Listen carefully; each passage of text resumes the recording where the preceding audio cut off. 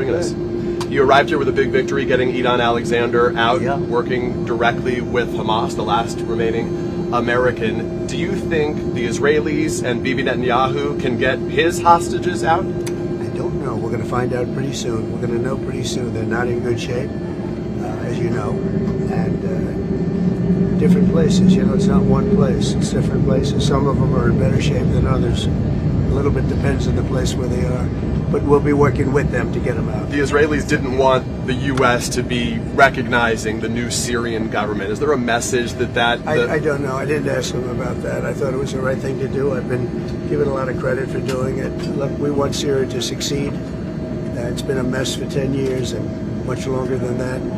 It would not have been... These were very biting. You know, when you look at the sanctions, these were really brutal. And they would have, I would say, zero chance of success. And this way they have a chance. Their leader's a strong person, but young and a lot of energy and wants to do a good job. Mr. President, the IDF was planning to send in tens of thousands of more troops and expand the war in Gaza, especially if there wasn't a ceasefire while you were here. Do you support that?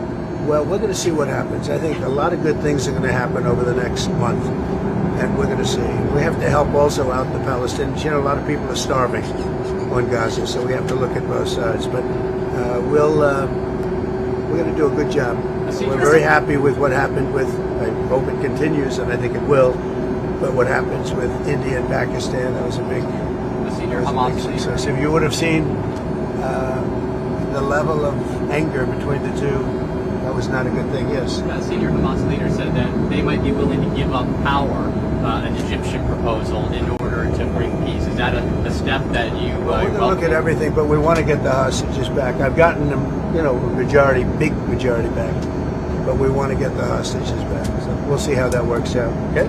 Mr. President, are you planning to call Vladimir Putin? How do you think you can get those talks on track? We have to meet. He and I will meet. I think we'll solve it, or maybe not, but at least we'll know. And if we don't solve it, it'll be very interesting. And then did Austin Tice come up when you talked to the Syrian president? I always talk about Austin Tice. Now, Austin Tice hasn't been seen in many, many years. You know that. He's got a great mother who's just working so hard to find her boy. So I understand it. But Austin has not been seen in many, many years.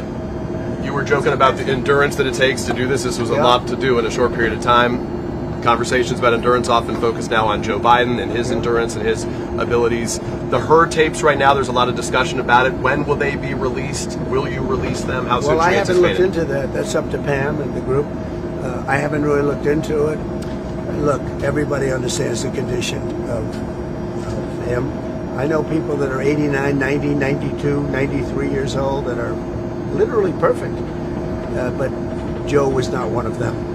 And they did a lot of hiding. They were really playing games, and you know you can't do that. Our country's at stake. You see, even a thing like this, there's so many decisions for billions and billions, but then you have even more important decisions. You have decisions for life, and you can't have a man in that condition.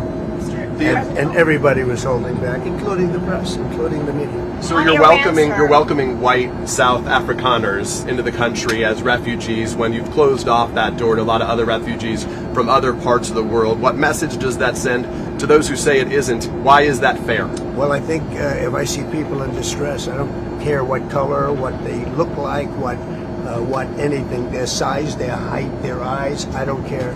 But I think that from all evidence, the farmers in South Africa are being treated brutally, and it's been reported, and nobody wants to cover it. But they happen to be white, and if they were black, I'd do the exact same thing. And we treat people very well when we see there's a genocide going on. So if it's a genocide, that's terrible, and I happen to believe it could very well be. South Africa's out of control, and it's been out of control for a long time, and the media doesn't report it. And I'm not looking for reporting because, believe me, it's easier for me not to do anything. It's a lot easier because I don't get nasty questions like that. But the fact is that we're about saving lives, and we're going to do that. So we've made a home, and we'll make a home for other people that are treated badly, no matter what their color. Will you go to the G20? Will you go to the G20 there? I'm not sure. Not sure. I'm really not sure. On Iran, has the U.S. given them a formal proposal? Has Steve Witkoff handed that over? Yeah, they have a proposal, but more importantly, they know they have to move quickly. something bad's going to happen. Thank you very How's much. Tiffany doing? She's well. Everybody's good. Thank you, Mr. President. Congrats.